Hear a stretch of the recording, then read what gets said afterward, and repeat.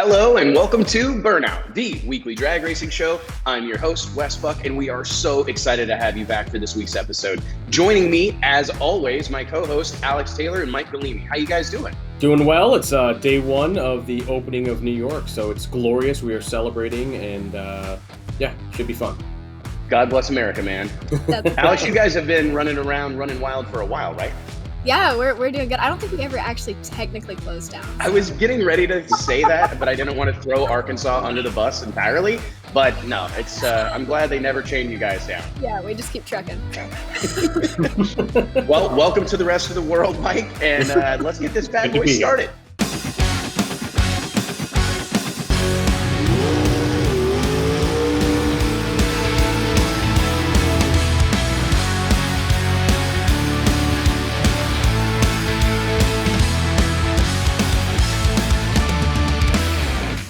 This week on Three Big Things, Mike's going to touch a little bit on Hot Rod Magazine Drag Week. Alex is going to talk about safety routines and how this 2 to 3 month layoff has affected them. And I'll finish things up with a little bit about NASCAR's Wednesday night show and what drag racing might be able to learn from it. Mike, let's get this thing started. Yeah, so Hot Rod Magazine Drag Week, it's September 13 to 18. And, it's a great tour. I know Alex has been on it several times. I was going to come back with my buddy Mike Javanis this year. And there's been a lot of talk on some of the social media forums that are dedicated to it about what's going to happen. And, it's 5 tracks, 5 days.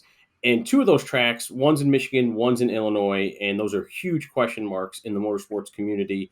I know Byron Dragway, which is the Illinois stop, which I think is the 3rd or 4th day on the tour. And it's, they're opening for track rentals, but what are they going to do? Can they operate for drag week? And Michigan, it obviously continues to be a very sore subject across the country with opening up. And, I think Hot Rod has some challenges as this date gets closer. What are they going to do with this tour? I know Keith Turk has said, who's the tech director, has said they are still a go as far as he knows.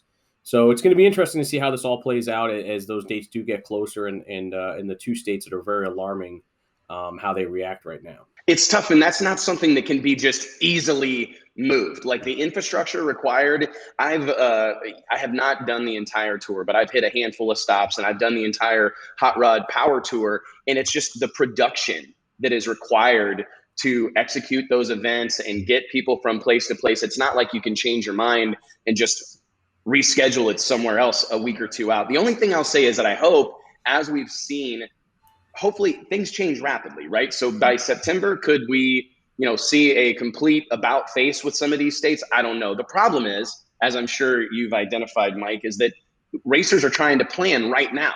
Yep. And it's not ideal to just have things up in the air. And thus is the nightmare that has been the COVID-19 pandemic, right? Yeah, I mean, it affected Power Tour, right? I mean, Alex knows this. Power Tour was supposed to be, I think, this week or next week. Yep. And, they moved that off to August. And the thing is like, as you're mentioning with like racers planning, you're not, with drag week, it's not taking off 1 or 2 days. You're scheduling, a lot of people are scheduling a whole work break from it. It's, a week plus. And then it's crazy to say, but the preparation for that starts now. And it's such a long process to get ready for that. And so people are starting to wonder, and you can't blame them. Like, is it going to happen? Is it going to be pushed off like Power Tour? I mean, it's a valid question, even though it's months out, but like you said, there's just a lot of planning that goes into it. So I don't know. I'm curious for you two that are like hardcore drag weekers. Mike, you've been telling me about your drag week exploits forever. Yours are obviously much publicized. Alex, for you two, as people who've done it, I'm just curious from something of an outsider's perspective, would you rather not do it at all than do it differently than has always been done? Like, is it so good and so special that you'd rather not do it all than do it in some sort of butchered fashion? I think it could be changed. I just think that with like the way the routes and everything's laid out, it would be something where the stories are made and stories to tell kind of thing if it gets butchered. Right. So like, something said there, something to that. But at the same time, like, can it actually be executed without just being a disaster if it's changed? I don't know. I'm not opposed to change, but I just don't know the execution process of it. Right. I'm a bit more selfish where, it's my 1 or 2 times a year that I can be on the other side of the events. So, I'm so desperate. I'll take whatever they give us. Right. Exactly. Well, and that's that's a really good perspective, man. And I think a lot of racers share that sentiment, Mike. There's such a pent up demand just to go do something that I have to believe that the fine folks over at Drag Week may be well served just to find some way to do it, because God knows racers already come out in droves, and I'd say racers and fans will be out in droves here in 2020 with everything that's been going on. Great opportunity to segue here. Alex, I know you've been the last couple of weeks as we pour over these reaction time photos and videos and we see things upside down and on fire.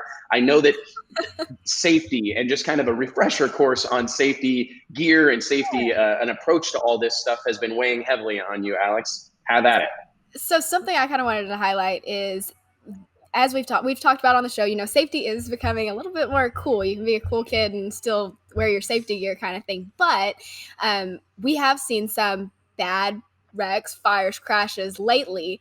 And something I just wanted to bring to attention and kind of maybe get your guys' perspective on it, because you would know more, is as private rentals start to take off, and that's something we're seeing because of Corona, and that different races have and different racetracks have different safety procedures. This different car counts change the safety that's at the track. I think that's something that we need to be conscientious of as we do these different events, or maybe not events and rentals, that the safety gear that you may expect or maybe accustomed to might not be at the track. So maybe taking some precautions like for yourself in an event that something does happen. Something worth mentioning and discussing, I think. It's weird because I think what I've seen, and I'm seeing this, you see it with race teams across the board, everyone's out of rhythm, right? And I don't know about, speaking for myself and my business, we headed into, the pre-COVID moment where, you're starting to get a rhythm. It's early in the season, January, February, March hits, and you're starting to maybe not sprint, but like softly jog, right? And then the entire world stops. And I think the last 2 or 3 months has just thrown everyone off their program. I've seen it, like I said, you've got racers that, teams and crew members that are in the pits that they forgot where something is, right? Or there's some silly little part of their program because they're out of rhythm, they're out of routine. And I think that we've seen that a little bit from racetracks where it's been a minute. It's been a minute since they've had the pits full of cars. It's been a minute since they've had some sort of tough situation on the track that they have to handle. So I think it's going to be important maybe for tracks to do little refreshers, just act out a scenario, right? Hey, let's do a couple of run-throughs of a top-end fire. Let's do a couple of run-throughs of a starting line explosion. Let's do a couple of run-throughs of a driver can't get out, just to kind of get everybody back into the rhythm of dealing with these things, because we obviously never want them to happen, but unfortunately they do. In drag racing, especially at a high level, it's not necessarily if, more so when, so we might as well be ready for it. Right. I think one thing to look at also is, a lot of tracks, delayed opening, they're 2 months, after they should have opened in a lot of parts of the country. And, they're starting to look at budgets, and, maybe you don't get, 3 guys in a fire truck. Maybe you get 2, maybe you get the lesser expensive, and you hope tracks don't cut on that, because obviously people's lives are at stake, literally. Mm-hmm. But, you have to be conscious of, what service are they providing for the money that you're paying to be there? It's, I think everybody would spend a little bit more money if it were to go towards fire safety, if the track was looking to cut, I honestly wonder if, and this is something I saw someone post on social media the other day, like a receipt from a restaurant that had a COVID-19 surcharge. I'm not trying to give racetracks, ideas on charging racers more money. Please don't, string me up just yet. But I do think that it may be wise for track operators to make note of the fact that, like, hey, this extra $25 on your entry fee, or this extra $50, we have earmarked that for safety personnel or fire suppression services or whatever the case may be. Because right? All these tracks have to get, manpower. Mass, more people to police it, hand sanitizer, all of these restrictions, and lower, in some cases, lower fans in the stands. Right. So, it's such a conundrum, because expenses going up, revenue going down. Right. It's about as tough of a situation as any entrepreneur or business owner could ask for. And I think that, on a kind of closing note with this safety situation, I do think it's important to just remind racers that they are the final decision maker. I'm the ultimate drag racer proponent. I'm 100% on the side of racers in virtually every scenario. And I encourage racers to recognize that it's their choice to put it in the beams, right? So if you haven't walked down and checked out the top end of a racetrack, or you haven't identified where some fire extinguishers are, or had those conversations with your crew, do so. And remember that at the end of the day, it's your call. If you don't feel safe with the guy that's in the lane opposing, or any situation in between, it's your call to throw the switch off and back up, right? So just a reminder to everybody out there that, especially at these smaller events that we're going to start to see, that, Mike, I believe we've talked in weeks past that may be a format that becomes the norm for the foreseeable future. These small events, much like Donald Long's COVID-8 that took place this past weekend, and a handful of other events that have happened since the COVID pandemic. I wonder if it's going to be more and more important for racers to just be on top of these things. And I do think, Alex, you said it right at the beginning, it's never been more fashionable to be safe and on top of that stuff and have the coolest head and neck restraint and to have a fancy helmet and to have your visor down and to have good gloves and to have the right fire suit. I think it's cool that we've entered a time in drag racing history where it's cool to be the guy that's taking the additional precaution, because I don't think it was that terribly long ago that you kind of wanted to be the dude with your sleeves rolled up and a pack of smokes in them, climbing behind the wheel of a Top Fuel car. So I'm glad to see the tides have turned. That's true. All right, moving on. Let's dive into the final thing. And this is just a little bit of, for me, I keep trying to identify, guys, the opportunities to better ourselves during this COVID-19 pandemic. There's been so many bad things. We just talked about a couple of them, right? Revenue down, expenses up. But I do think this opportunity to look around, to hit the reset button, to take the time necessary to plan and learn and try to improve operations. We've never had anything like this. So I look over at what NASCAR has done with Wednesday night racing. You see the ratings this show received, I believe, a couple, 2-3 times what they're typically used to with an event of this size and scale.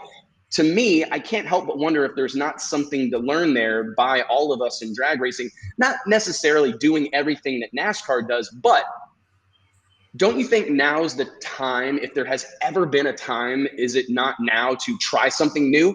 To step outside of the norm? What else are we going to do?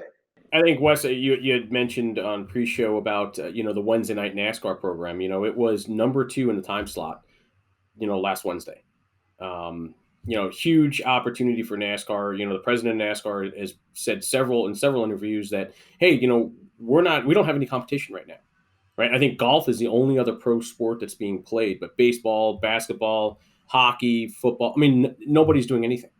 So what an opportunity. I have goosebumps. Literally, I'm so silly about this stuff, but I'm going, now is the time to expose the world to the great American motorsport.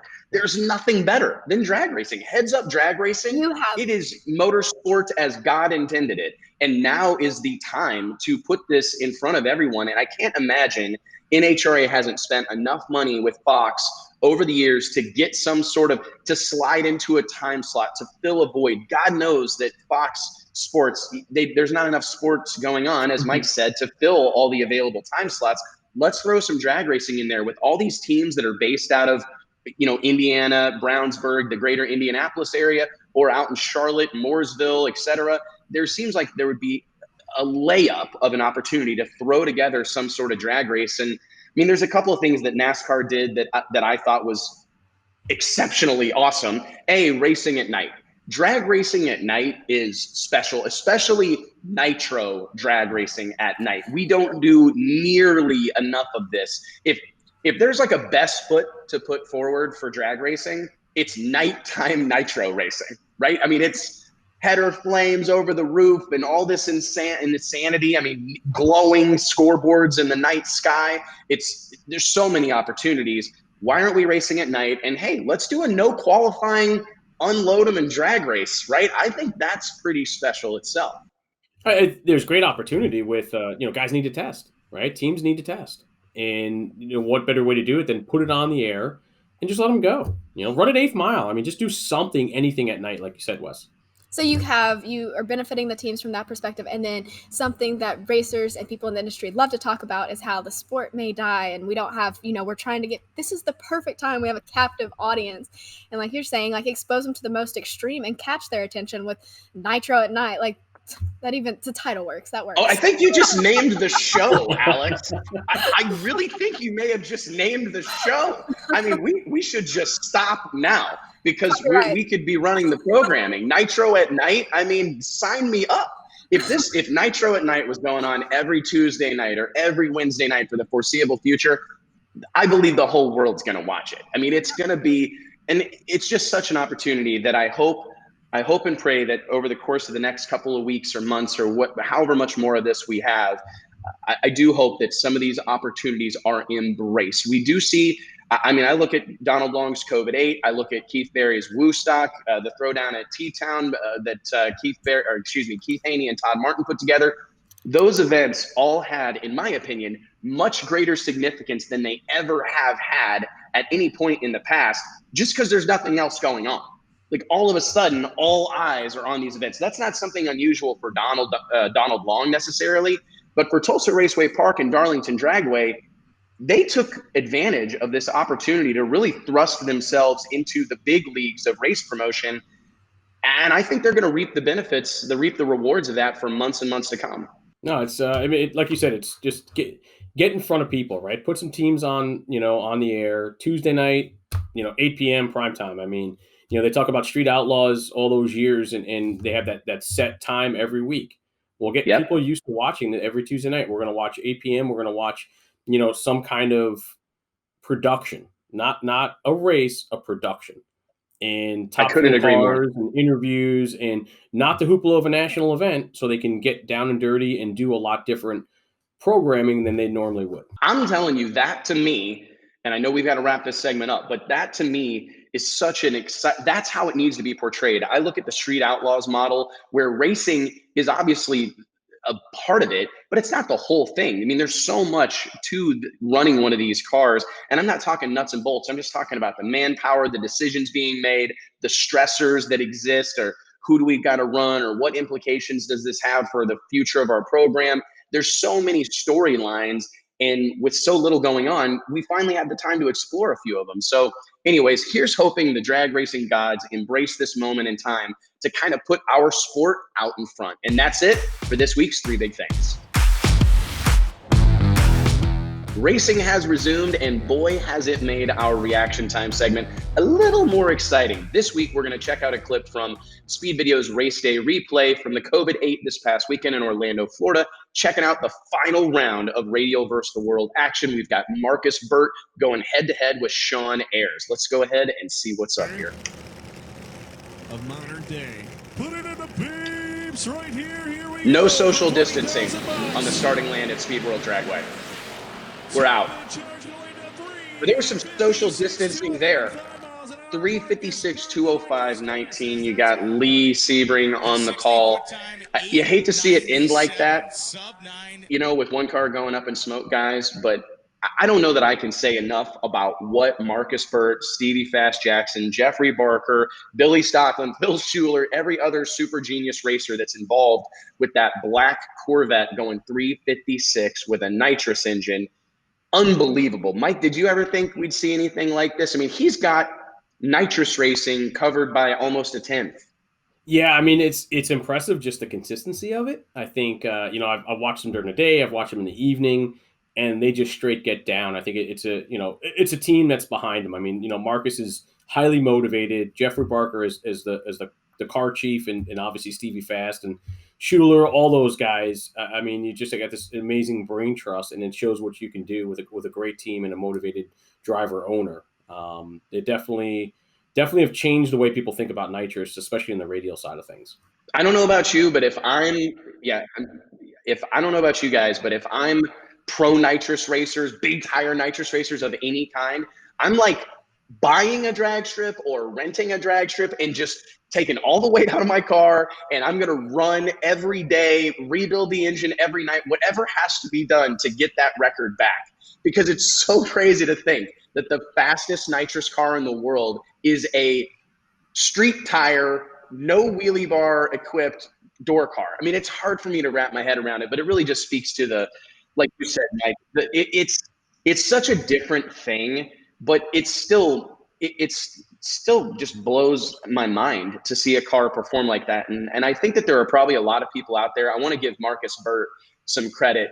I'm sure there are tons of racers out there going, man, what I wouldn't give to have that car or to have that ride or to be behind the wheel of that car. There may not be a hotter seat in drag racing if you think about it, because everyone knows what that car is capable of. It does it all the time. So pretty much the only weak link is really the guy behind the wheel. And I'm not saying Marcus Burt is, but that's a lot of pressure to have on one human being because, hey, man, the car is fast. The whole watched that guy, right. Outlaw 10.5, right? Yeah. I mean, Outlaw 10.5, I mean, the guy just would slay the tree. I mean, big pressure, big money. He's used to it. It's normal for him. And, like I suppose they call him the Axeman for a reason, right? Exactly. So it's a good team. It's a little bit different than drag week, huh, Alex? A little different. I was going to say, like, we've talked before. My weak link is not knowing all the records and not knowing that I'm not as media based as you guys. However, you know that that's a fast time. You know that that's impressive. You know that car's impressive. And to see it working, and like we're talking about with the small tire and everything like that, that's impressive. And that we had the discussion of small tire racing last week, and that's why it's like that excites you. That's exciting. You hate to see something like that not happen. So it is exciting for me. I can't help but feel like though these small events like this, it's such a weird thing for me because to execute that 356 at 205, the track has to be incredible, right? That is as sticky of a racetrack as probably anybody's ever going to see, and that's the only way those performances are capable or able to be produced. It's super impressive, but it's just such a small moment in time or whatever that runs like that are possible, that it's, I don't know, it's finite, very finite. It's impressive nonetheless. And what I think that, I mean, it's impressive. I'm not taking anything away from it. I think the most impressive part of this is how it forces everyone else forward. I mean, we're not talking about it here today. Maybe we should be, but there was a bunch of nitrous cars that went fast this past weekend. Jamie Hancock went really fast, mid 360s. We saw Luis De Leon from Fuel Tech behind the wheel of Brian Shaw's Jerry Bickle built 68 Camaro dive well into the 360s. I think they went 368. That's a career best run for that team. And I think that when you see someone like Marcus Burt in this camp going well into the 50s, and you know that it forces everyone else to kind of level up, whether they want to or not. It expands their mind, their belief set, I think, of what they think is possible, and they start stepping out of their comfort zone, and we see records across the board. So it shows like Sean Ayres, right? I mean, those guys, they went for it, smoked the tires because they knew they had to go for it. But I don't think a lot of people are talking a lot about Fletcher Cox's new car, which Sean Ayres drives. Here these guys come out. This is only the second event. What do they have? Maybe a dozen runs on this combination. Now, granted, I know they bought it an existing program, but they changed it up a whole bunch and kind of put their spin on it and their what they want to do. And so I think them coming in with that combo going 356 the other day, I mean, it's impressive. It really is, but it speaks to, I've always said this about radial racing, is you don't really see anybody dive into this particular brand of drag racing and have immediate success unless you have a history on radials, because it's the polar opposite of like all other forms of drag racing, basically, especially with a slick tire. So to go there and have success, I look at Nick and Rich Bruder. Nick Bruder is one of the primary tuners on Fletcher Cox's new Camaro that, as you mentioned, Mike, Sean Ayres has been driving. And I think that their almost immediate success is tied very heavily to a lifetime of experience on drag radials by Nick Bruder. Yeah, I mean, they went fast with their Mustang, and I think a lot of that transferred over. They got, DeSoma engine, which, you think of Anthony DeSoma, you think of small block Ford with turbos or twin turbo Hemis, but then here he comes out with a, twin screw DeSoma motor, and it's like, wow, Anthony's all of a sudden in the game of twin screw blower engines. So it's fun to watch. Yeah, it's crazy, man. It is. Yeah. It's insane, man. And I will say, you got to give some credit to the man himself, Donald Long. It's as much heat as that guy takes, as much controversy as he stirs up. It's really incredible to see a multitude of different combinations, all in those mid to high 350s, low 360s. The competition this past weekend at the COVID-8 was fierce to say the least. And man, he's done a fantastic job. His whole rule maker team. I know Roger Conley's involved from Holly Performance Parts, as well as John Sears. They do a great job forcing all these guys to basically make max effort runs every time out. It's really impressive. And I think that'll wrap up this week's reaction time. Here in episode 9 of Burnout, it kind of feels like we've saved the best toward the end of our first season of Burnout. The one and only Pat Musi, I believe one of the most celebrated engine builders of all time when it comes to drag racing, having a tremendous amount of success in recent years, setting records, winning championships, and everything in between. Pat, thank you so much for joining us, man. How are you? I'm good. How are you guys? Everybody good?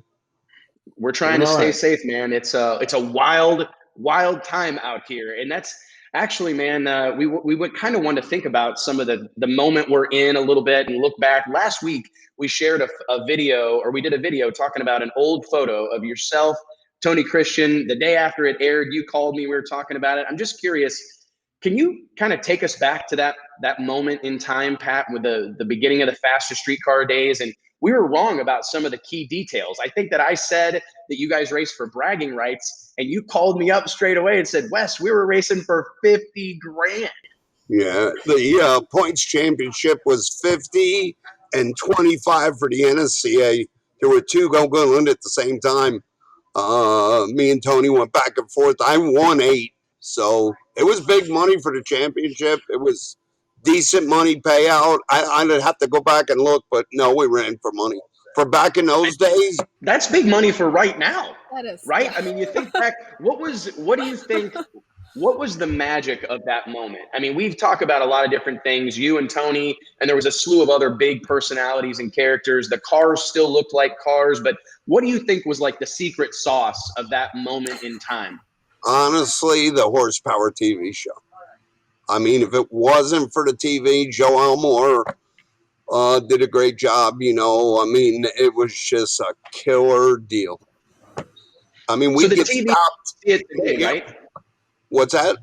We see it today with the impact that television's had on your own daughter, Lizzie Musi, Street Outlaws show, the No Prep Kings show. I mean, I guess it's hard to deny the power of broadcast television.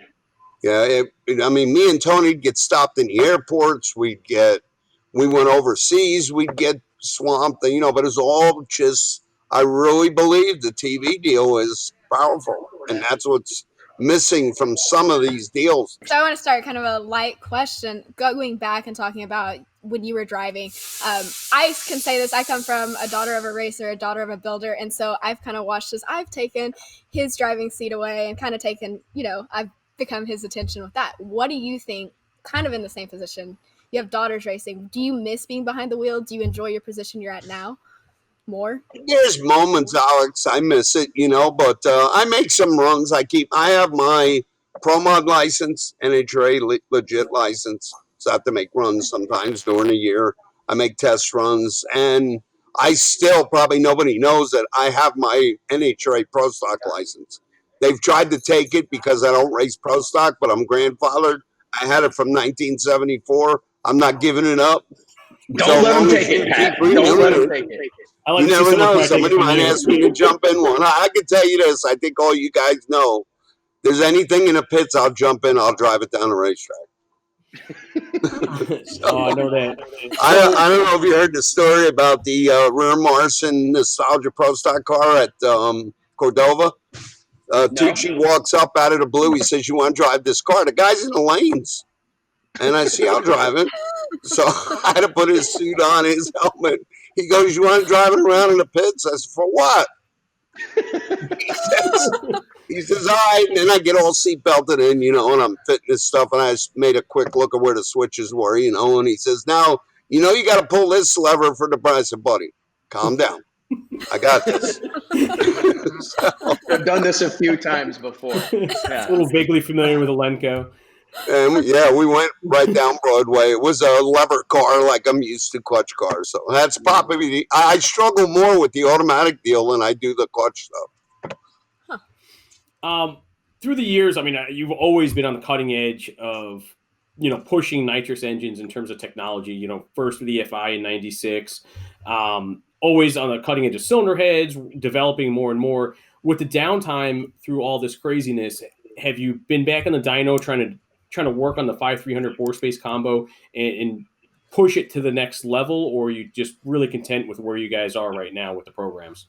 We're never content. We've been out with Chad. We ran a new engine this week at Texas. It showed some. I mean, compared to the cars that were running, we weren't fast, but he went 81 at 200, which for a legal NHRA car, that's pretty fast in that air. So we're pretty happy with that deal, and that's something new, new in the short block area. Now we're concentrating. We moved from the heads or the camshaft, and now we moved to short block. So we're always trying stuff. We're going to run a new engine in Lizzie's car tomorrow that hasn't been run yet. So we'll see how that does. So, I think, Mike, you've been to my shop. Wes, you've been around me. I'm never happy. Well, hey man, it's clearly paying off. I'm curious from a business perspective, Pat. We had Eric Dillard from Proline on here last week.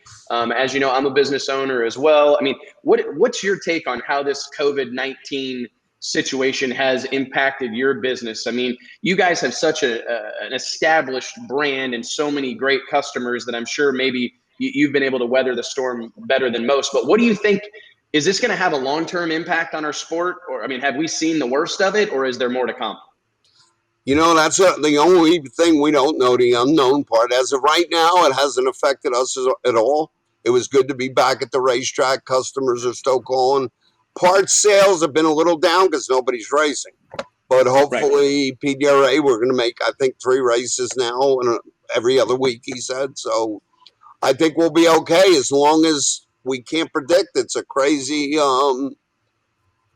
virus, I never seen anything so contagious, I mean, people walking around don't even know they have it. So, it worries all of us, I'm sure. We just got to do the right thing, be careful and do the right thing. And I don't think anybody can answer what's going to happen down the road. Let's just hope everything goes well.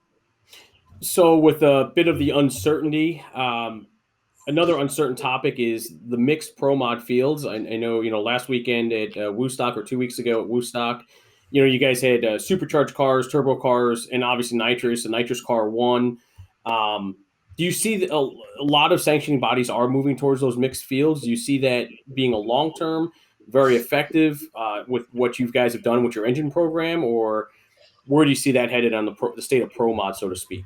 Well, everybody knows where I stand, and here's where I'm going to piss some people off, Alex. Sorry, but it's going to tell like it is. I have no problem with it if the rules are fair. But when you got your sandbaggers and you got and that's with those turbo guys, and I'm not mentioning names, although I wouldn't have any problem telling them. If the rules are fair, I'm okay with it, but they're not. They hold back. And like I said, when Lizzie won Bradenton, we had no business winning that race. Those guys overpowered us by 1,000 horsepower. They're just not the racers the nitrous guys are. I'm sorry, but you take me and Ricky and Tommy Franklin, we work hard on our cars we got to make killer runs every time. That's why we abort some runs. We don't have 1,000 extra horsepower to soak up in traction controls and all this stuff. I mean, so that's the part that irritates me the most. They just don't show what they have. I can tell you this, in Lizzie's deal, I'm going to make them show me what they got, because she will be fast. It's awesome. I'm curious, Pat, I feel sometimes like Pro Nitrous doesn't really get the credit it deserves as a class, because I think it's the far and away, and I don't mean to bag on any Pro Boost guys or Pro Stock guys in the PDRA, but to have all these different chassis guys, all these different tuners, all these different nitrous guys, all these different engine builders in one class going to bat with the same stuff, it's it reminds me of NHRA Pro Stock, but on the bottle, right? I mean, I think that's the coolest thing the PDRA has going for it. Well, that's where I grew up. I made my bones, NHRA Pro Stock. We didn't have different combinations. So I'm always used. That's why I like Pro Nitrous, exactly what you said. We all have the same stuff. We go out there. We all put our pants on. Well, Lizzie has fire pants too, so I could say that. Put them on the same way. We go out there and we do our deal, but When you got these power hitters and these guys are telling them, oh, well, they got as much power as we do and they're getting off. Listen, I could look at numbers. It's not hard to figure out when they're getting out of these things and not wanting to show everything. And then when they make a killer run, I'll just go out and say it. Justin Bond made that run in Orlando. Oh, that ain't right. Something happened. Yeah, what happened? You forgot to tell them to get off the gas, or come on, guys. I mean, what are you kidding me or what? So we don't do that. We run our stuff wide open all the time. Everybody knows that, but they don't. I'm going to make them. Well, speaking of making them do that, especially in the no prep kings world, I'm curious to get your perspective. You mentioned a minute ago, Pat, like the power of television. I know that you've campaigned, contended for a championship in the PDRA the last several years with Lizzie. You have multiple customers over there. But from what I understand, and correct me if I'm wrong, the No Prep Kings program for 2020 is that's Lizzie's focus. Did you ever think that you'd see the day that no prep drag racing was your primary concern from a racing perspective? I saw the TV deal immediately, and I remembered what happened with us, and the power of it. And look, you take the TV away from that deal, they could say what they want. It'd be in the same boat as the rest of the sanction bodies. Take it away, take Discovery Channel away, and we'd struggle. But our sponsors, everybody wants to head in that direction because of the TV. They all want to be exposed to it. The fans want to come out. They just want a cameo shot. I'll be looking when they're filming and they're trying to get in the shot. I mean, that's why they come there, just to see the people. It's crazy, but it works. It does. Is the racing as tough? I mean, yeah, we run our stuff as tough as we do anything else, but and I'm sure there's a couple guys out there that are hitters, and they'll get better, but it's a TV deal. I'm telling you, without that TV deal, it'd be the same as any sanctioned body out there. Do you think that that's like, I mean, do you ever ask yourself, like, why aren't we, from the NHRA's perspective or whatever, like the NHRA's television ratings and Discovery, I mean, there's such different things, right? And you think about the level of racing going on in NHRA Pro Mod or NHRA Pro Stock or Top Fuel and Funny Car, and these guys don't have a fraction of the drawing power of the Stars of Street Outlaws and the No Prep Kings. Do you ever think, like, want to grab somebody by the shoulders and be like, we need more TV cameras, or we need to get on a mainstream channel? We got to do something because TV is the magic bullet. I tried to, but don't ask me if you don't want the answer. Okay? Watching NHRA is like watching paint dry on TV. What Discovery Channel is good at, that I caught on to immediately, is making a story out of it. Just like when the Horsepower TV guys, we would do shows in Tennessee for them. Me and Tony would go on. They would make stories out of it. A reality show back then, it kind of was. And that's what Discovery does. I mean, if you look at it, yeah, it's a race, but they're doing behind the scenes, all the drama, they're making a show. Even, people said, well, it airs after the races. Everybody knows who won. They don't care. They want to see how they play that show, how it plays out, a reality show, what's going on, who's arguing, who's fighting. People love stories, right? I mean, that's like people, you and I tell stories to each other all the time. People love stories. And I think that that's what NHRA pro level drag racing lacks, is someone in the background figuring out what the story's going to be. I'll give you a little funny story about NHRA that happened during the Pro Street days. So I get in an argument on the starting line because of my girl Annette Summers, I won't go into it, but so I get in an argument, make a long story short, I get thrown out. So I get a letter in the mail. They want to suspend my license NHRA for a year. So I appeal it. That went over well. Oh, God bless him. He's gone now, but we were personal friends. Vinny Knapp from Englishtown calls Graham Light at NHRA and says, Pat isn't your normal racer. The reason why we booked Pat for match races is because of what he did arguing at the racetrack. Don't you guys get it? But they don't get it. They don't get it today. They don't get that rivalry, the talk. You got John Force, God bless him. He can do it. I mean, he's got fined, but then and they he's a fined me. perfect example. Can you imagine giving me a fine? We're going to fight over the fine. I can tell you that right now. I mean, well, look at like the Torrance situation, right? I mean, the guy got flamed over the whole thing, but I mean, that was a perfect example of just passion overriding, the professional driver. And it went everywhere. Yeah. And I've been begging for years, like, all I want is some driver, show me what it means. Show me you care, right? And you know what? Maybe he shouldn't have acted like that. We can debate that on another day. Mm-hmm. But I was so excited to see him act like this stuff matters. Because so often you lose in the final and it's like, well, we'll get him next time. Aw, shucks. No. Throw a helmet. Smack somebody. Be mad.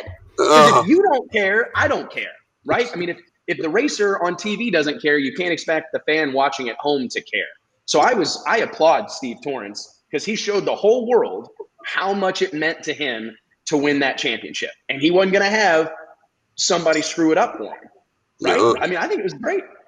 Yeah. Alex is trying to get something in. I'm saying we'll take one over. Sorry, I have Arkansas internet, so it's kind of slow. But no, I was just saying, like you're saying, like to see the passion and to bring in where if you expect people watching to be passionate, they have to have the passion too. So I mean, you have a point there for sure. Well, I'm sure if I count them in my career, fist fights, you name it. Me and Tony would be damn near fist fighting. I mean, but. At the end of the day, we could go eat together. Mike, you were there, But, oh yeah. I love it. Like some of the other racers, unfortunately, couldn't take it. Like Annette, I'll just say it. Well, great segue.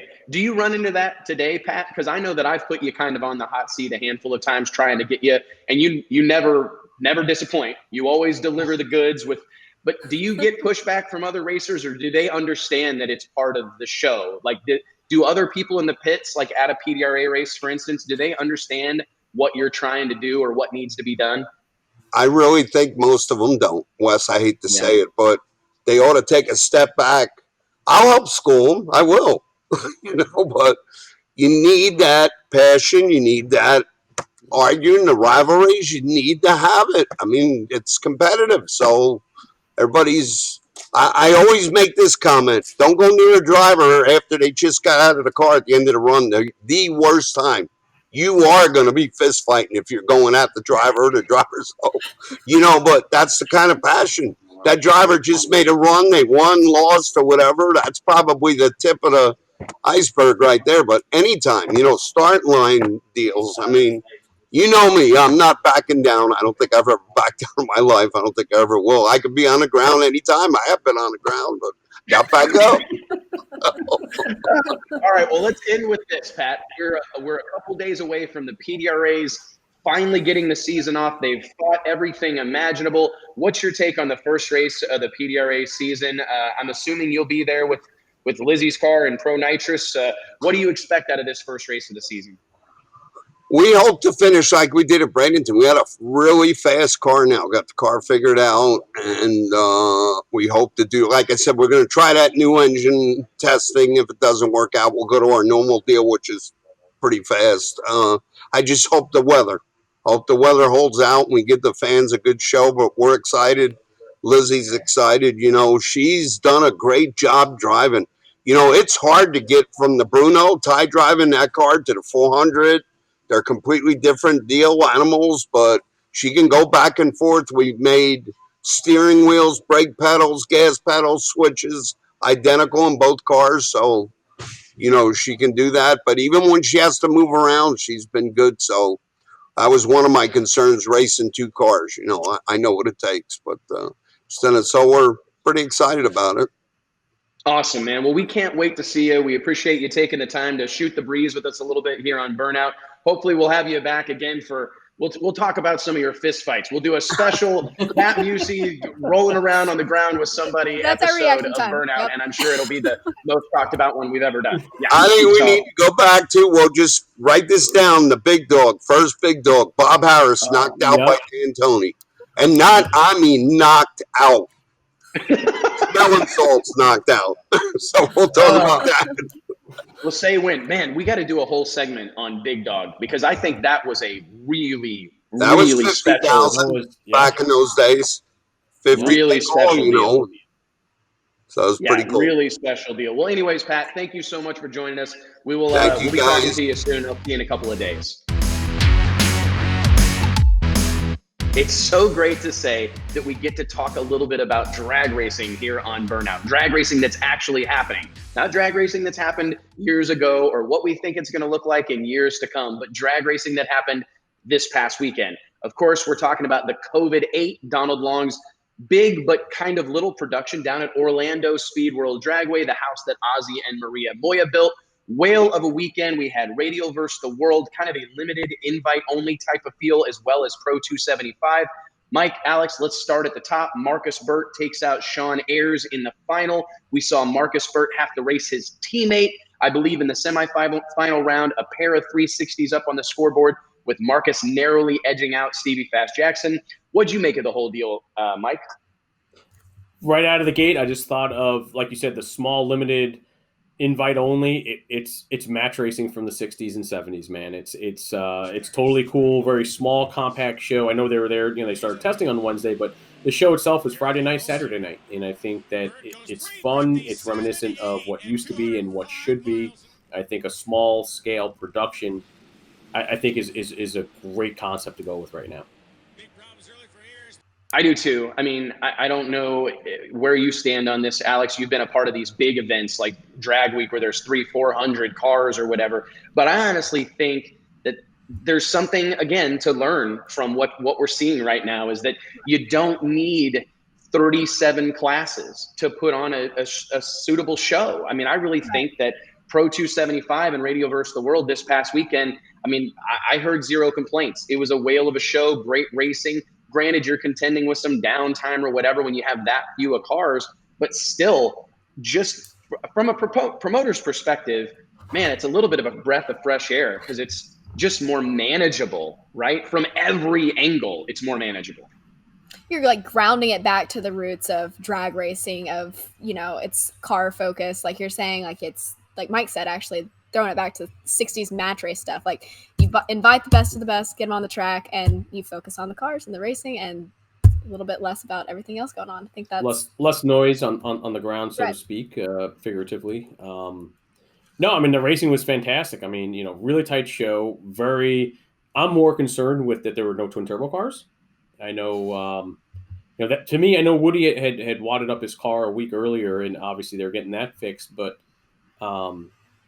even with him, that's one. That's one, right? And yeah. I think that's that alarms me a little bit. I've always liked the turbo stuff, but it's the diversity, and I think I'd like to see more of the turbo guys getting in on some of that action. I don't know if there was a complete, hard limit, Mike, on the amount of cars that entered Radio versus the World. But I was actually, in the nature, for the sake of fair reporting or whatever, I was shocked that, I saw Donald through the week trying to kind of beat the brush for participation. Hey, anybody want to enter? And they lost a few cars. Yeah. You lost Bryson, you lost Woody. So you lose a couple of guys, and it's nobody planned on going to Orlando. It's not like it's around the corner for some of the Texas racers or in the Midwest. So I think seeing him saying, "Hey, who else can come?" I mean, he wanted to fill and have a great show, and I think the accidents were more of I think the problem there than anything else. Well, interesting perspective. I've said last week on the show, excuse me, that it felt like Radio versus the World was. I don't know that it's over. Obviously, it's not over, but I definitely think we're late in the life cycle of this class. It's defied all odds, in my opinion. It has been lightning in a bottle for years and years and years. But I just thought, with the pent-up demand, with so many, what appeared to be so many racers looking for places to race, I just thought we would see a little bit more. Obviously, we saw some cars get torn up in recent weeks, but I just thought that there would be. I really thought Donald would be turning people away and not asking for participation. There's championships on the line, right? I'm sorry, Alex, but like Rivenbark, right? He's focused on Pro Boost Championship, right? And Hobbs down in Texas with the old Ferris car, same deal, right? He's in Pro Mod trim, and he's going to run for a championship down there. So I think you look at some of that stuff, and like you said, it is kind of late in the life cycle. People are making that choice. Like, hey, look, I want to go for a championship. There's no championship offer over here, and I'm going to go over here and chase after that. So, and get off on the right foot, right? First race of PDRA is super important, especially in this intense schedule that's coming up. I'm sorry, Alex, and no, you're fine. Sure you're fine. It's kind of going back, but correct me if I'm wrong. There wasn't one of the big famous Donald Long payouts at COVID-8, correct? Or was there? True. No, it was. I mean, what was the final payout? I think it was like 20 or 25 grand, which that's still a big payout. But it's still a big payout, but comparatively speaking to his $101,000 and $50,000. So does that go back to kind of like what we were discussing, previously? Our racer, like you would expect them just to be out there racing to race, and I don't know. I find that part interesting to me. The fact that like you're saying, I literally had this discussion just this morning with the promoter, and I was like over the phone, like trying to do anything I could to get his attention, because he was trying to figure out how little he could charge and how much he could pay. And I just tried to remind him that that's the problem. That is, those type of situations aren't sustainable, right? Promoters have to make money, right? There has to be some profit motive for them to keep doing it. That's the only way we're going to see the events get better. There'll be bigger trophies or a better track, is that someone along the way had to make some money. And I hope that I've been saying it for weeks now, but I do think we're going to see an overall resetting of racers' expectations. It feels like a lot of forms of drag racing, like we're doing this, kind of level, slow and steady growth. The payouts were going out, the payouts were going up, up, up. And then kind of like in the late 2000s, 8, 9, 10, the ADRL payouts started going through the roof, and everything, there was all these crazy Outlaw 10-5 races happening. And it just seemed like the expectations almost overnight went from 5,000 was a lot of money to I'm not getting my car out of the trailer for less than 50. And it just felt like an unwinnable situation for promoters. And I know you hear a lot of people talk about the resetting of our whole world and society as a whole, kind of getting people's heads right. And I hope that some of that translates or transfers over to drag racing, because I think we got, like, in some regards, like too big for our britches a little bit. That like, hey, paying this kind of money is not sustainable. I think it's nitro in the 60s, right? There are no new ideas. I'm always a firm believer of that. But there were guys flamboyant, like Donald's approach, and a bunch of them back then. You talk to old school guys like a Gene Bergstrom who works with us. And he'll tell you the stories of the cash, the clear case, people parachuting in. Remember for like the Bud shootout with the 100,000 in cash. I mean, there were these shows and flamboyancy that went with it, and just like that, I mean, that cycle kind of works itself out, because, like you said, at the end of the day, it's a business. And if you say, well, if I'm going to get held at a gunpoint to pay $50,000 to win, I can't afford to do that. Well, I'm just not going to run the class. And then what happens is all these places just start falling off for opportunities for these guys to race. So, I mean, there has to be a reasonable expectation from both sides as to, a fair payout, but also sustainable to keep people in business.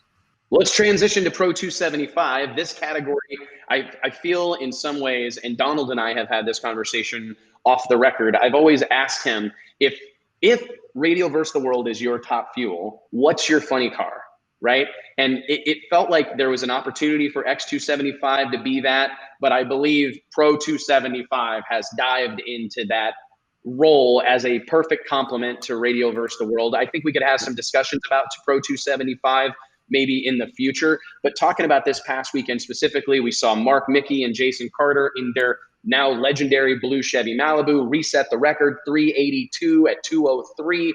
On 275 series drag radials. It's just I felt like this weekend was its coming out party. I felt like it really, for me, solidified its presence in the market with a lot less noise around it, right? It's had Radial versus the World, which we know is king, and then Pro 275, in my opinion, really did shine.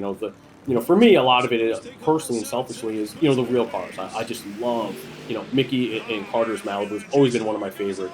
Ziff Hudson with his Mustang, Roger Who Holder. scored the win, right? Yeah, he won. Richard Holder, runner-up with that, beautiful Nova, twin-turbo Nova. And I think there's a lot of neat cars and personality, like a Pat Musi is talked about on the show. Just personalities in there. And I think Pro 275 really took a big step, I think, in solidifying itself as, like you said, the funny car of radio racing. My closing note on Pro 275 is I think we got to rename this thing, guys. Like you've got Radio versus the World over here with this like incredible kind of big name, and then you have Pro 275. And my vote right here and now before we wrap up is like Pro Street, something real street. I don't know. It needs some sort of name. Dust off Outlaw Drag Radio. Dust off that name. That's the original name of how this stuff went big, and I think these cars are the epitome of how this started.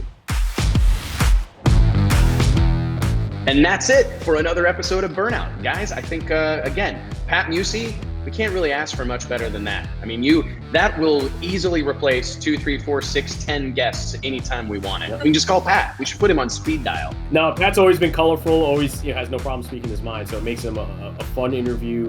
Always great perspective, and like you've always said, Wes, you know where you stand when you have a discussion with Pat Musi. I'm super appreciative of people like that in our industry. Just that, guys, I remember over the years interviewing different people, and I remember this sense on the phone of calling them up and knowing that they're throwing the switch. Like Pat's going from Pat Musi to Popeye, or like whatever his racing persona is. And you could literally feel it happen. And I'm so glad that we got to introduce a little bit of that magic to our viewers here on Burnout. And yeah, stay tuned, guys. We'll see you next Thursday night with another episode of Burnout. Season 1, episode 10 is coming your way very soon, and it's an exciting thing, man. It's hard to believe that the end of our first season is coming near, but I couldn't be more proud of what this whole team has put together, and I think I think we're onto something.